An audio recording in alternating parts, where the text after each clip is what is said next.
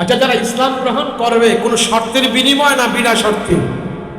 কোন শর্ত নয়। আল্লাহ কোরআনের কাছে, রাসূলের হাদিসের কাছে কোন মুমিনের, কোন মানুষের কোন শর্ত চলে না। কথা বলেন ঠিক কেন? বিনা দলিলে ইসলাম, বিনা দলিলে ধর্ম। ইন্নাদ দীনা ইনদাল্লাহিল ইসলাম।